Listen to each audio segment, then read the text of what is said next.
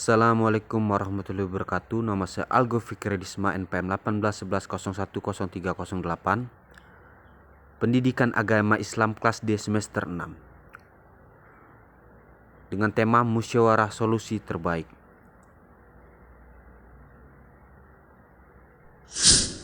Bismillahirrahmanirrahim. Assalamualaikum warahmatullahi wabarakatuh.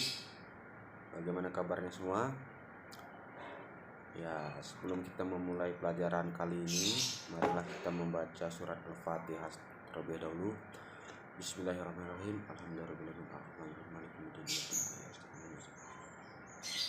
Amin amin ya rabbal alamin. Jadi sebelumnya Bapak absen dulu ya. Dabe, Andi, bisa masuk semua ya. Ya, alhamdulillah. Jadi pada hari ini kita akan membahas tentang semua bisa diselesaikan dengan musyawarah, temanya pada hari ini yang kita bahas. Jadi musyawarah itu sangat bermanfaat bagi kehidupan sehari-hari.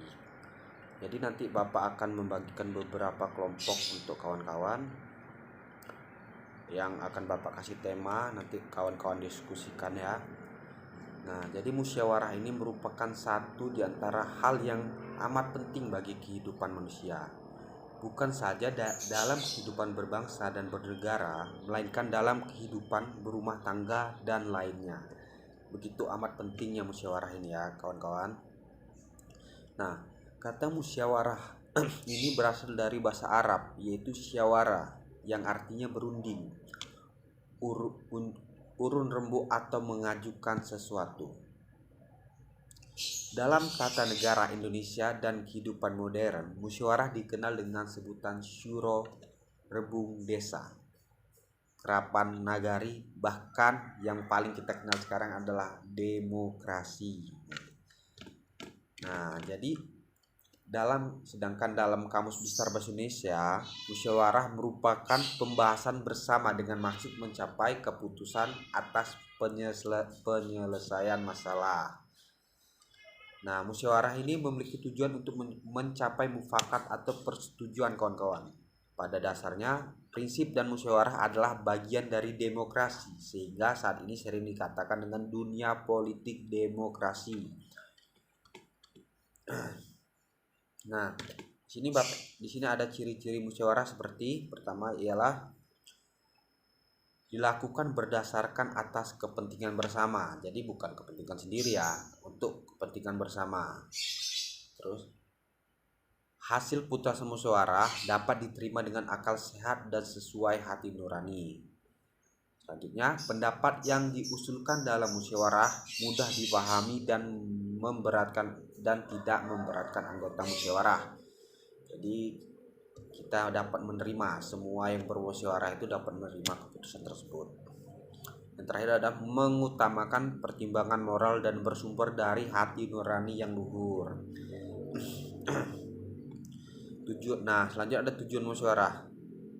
Nah, yang pertama adalah mendapatkan kesepakatan bersama sehingga keputusan akhir yang diambil dalam musyawarah dapat diterima dan dilaksanakan oleh semua anggota. Nah, selanjutnya berbicara tentang musyawarah, tentunya sudah dijelaskan kawan-kawan di Al-Quran. Ayat tentang bermusyawarah atau musyawarah ada di Quran surat Al-Imran ayat 159. Nah, yang berbunyi fabima rahmatin minallahi lintalahum walau kunta fazzan khalizal qalbi lan fattu min hawlika fa'fu anhum wastaghfir lahum wasarirhu fil amri faiza azamta fatarakkal 'alallahi innallaha yuhibbul muttaqin. Nah, itulah bunyi dari ayat Quran surat Al-Imran ayat 159 yang artinya yaitu maka disebabkan rahmat dari Allah lah kamu berlaku lemah lembut terhadap mereka. Sekiranya kamu bersikap keras lagi berhati kasar, tentulah mereka menjauhkan diri dari sekelilingmu. Karena itu maafkanlah mereka, mohonkanlah ampun bagi mereka, dan bermusyawarah dengan mereka dalam urusan itu. Nah, itu. Kemudian apabila kamu telah membulatkan tekad, maka bertakwalah kepada Allah. Sesungguhnya Allah menyukai orang-orang yang bertawakal kepadanya. Nah, jadi ayat ini menjelaskan seperti ayat ini diturunkan setelah perang Uhud. Nah, perang Uhud termasuk salah satu perang yang memberi kesan mendalam, bisa dibilang sangat menyakitkan bagi Nabi Muhammad, karena sikap umatnya yang tidak mengikuti tuntunan sehingga mengalami banyak kerugian.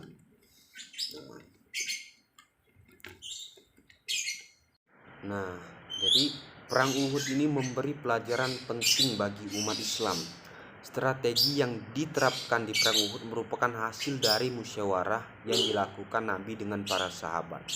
Tetapi perang Uhud menyisakan kepahitan. Meskipun demikian, Nabi Muhammad dilarang untuk menghilangkan tradisi musyawarah dan perintah untuk selalu mengembangkan tradisi musyawarah.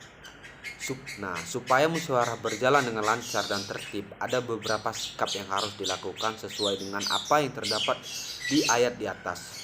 Seperti pertama, musyawarah harus dilakukan dengan sikap yang lemah lembut dan menghindari tutur kata yang kasar, yang terkesan keras kepala gitu. Nah, yang kedua, terbuka dan pemaaf, karena sangat mungkin di tengah-tengah musyawarah tutur kata dan sikap yang menyinggung perasaan lawan bicaranya. Nah, yang ketiga, beristighfar untuk mencapai hasil yang baik dan melaksanakan hasil musyawarah dengan komitmen tinggi. Maka hubungan dengan lawan bicara harus tetap terjaga. Dan begitu pula hubungan dengan Allah. Caranya saling mendoakan dan saling memohon ampunan. Jadi musyawarah ini harus saling dengan lemah lembut dan dengan pikiran dingin ya kawan-kawan. Nah, selanjutnya kita akan membahas tentang hadis tentang musyawarah. Jadi hadis ini berbunyi, Auf bin Malik berkata, saya mendengar Rasulullah Shallallahu Alaihi Wasallam bersabda, sebaik-baiknya pemimpin kalian adalah orang-orang yang kalian mencintai mereka dan mereka mencintai kalian. Kalian mendoakan mereka dan mereka mendoakan kalian.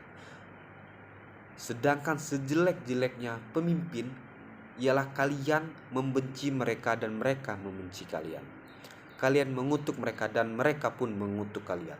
Mereka berkata, kemudian kami bertanya, wahai Rasulullah, tidakkah kami memerangi mereka ketika itu? Beliau menjawab, tidak, selagi mereka mendirikan sholat bersama kalian. Tidak selagi mereka masih mendirikan sholat bersama kalian.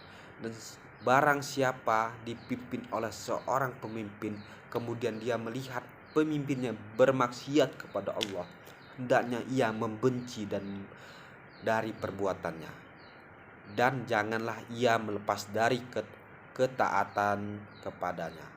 Hadis riwayat Muslim.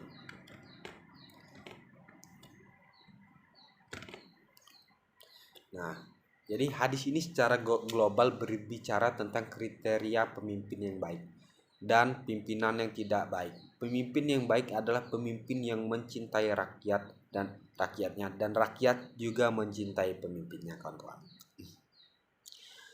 Dan kedua belah pihak saling mendoakan dalam kebaikan. Sementara pemimpin yang tidak baik adalah pemimpin yang sangat dibenci oleh rakyatnya dan juga membenci rakyatnya dan saling mendoakan celaka.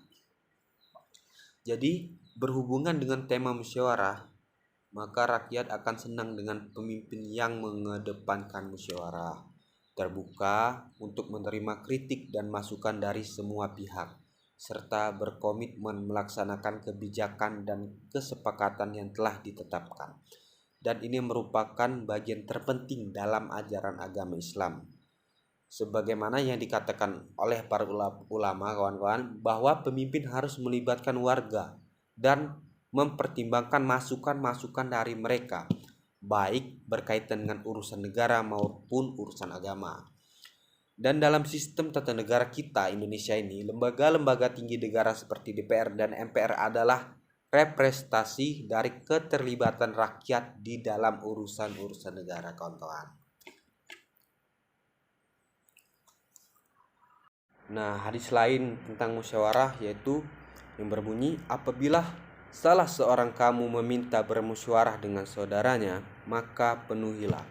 Hadis riwayat Ibnu Majah.